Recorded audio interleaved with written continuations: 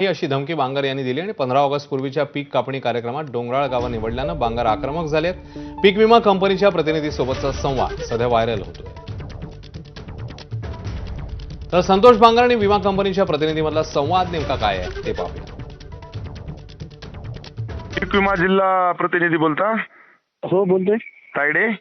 हा बोलतो. आमदार बांगर बोलतो. हा दादा बोला ना. फोन याच्यासाठी लावलाय की आता हे जे तुम्हाला सांगतो की पीक विम्याचा जो विषय आहे, तर आता तुम्ही हे पीक कापणी प्रोग्राम जे आपला तुम्ही जे 15 ऑगस्टच्या आधीचे जे तुम्ही गावं दिलीत, आता हे गावं जर त्या ठिकाणी डोंगर भागावरचे दिले असतील, चांगल्या भागाचे आले त्याच्यामध्ये तर सगळा शेतकऱ्याचा सगळा धिगाणाच होऊन जाईल ना. नाही दादा, आपण काय केलेलं ते रॅन्डमलीच निवडले. त्याच्यामध्ये असं आपण काय चांगले बघून नाही निवडले.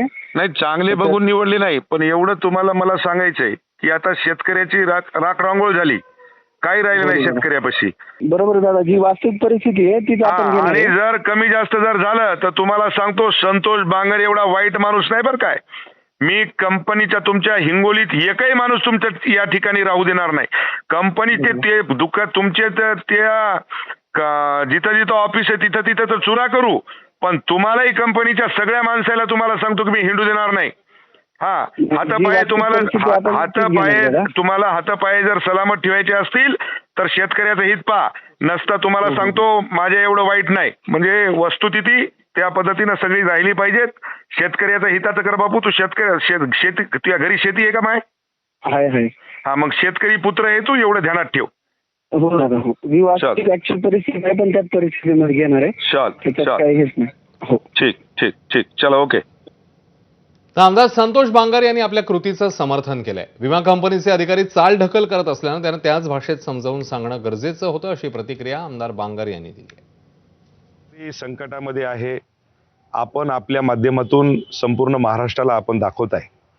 आणि जर हे पीक विमा एजन्सी ही जर मला वाटते की थुक्याला बुका लावत असेल तर यांना याच भाषेमध्ये समजून सांगणं गरजेचं होतं.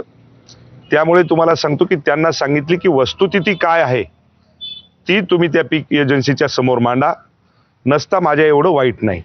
आणि हे शब्द मला वाटते की माझ्या शेतकऱ्या बांधवांसाठी फार कमी आहेत आणि शेतकऱ्याला जास्तीत जास्त मदत या ठिकाणी पीक विमा एजन्सीने दिली पाहिजे. वनमंत्री गणेश नाईक यांनी पुन्हा एकदा उपमुख्यमंत्री एकनाथ शिंदेंना आव्हान दिलंय. आगामी स्थानिक स्वराज्य संस्थांच्या निवडणुकांसंदर्भात त्यांनी भाष्य केलंय. जिथे भाजप सक्षम आहे तिथे स्वबळावर लढण्याचा हक्क धरणार असल्याचं नाईकांनी म्हटलं. पालिकेच्या सर्व निवडणुका महायुती एकत्र लढवेल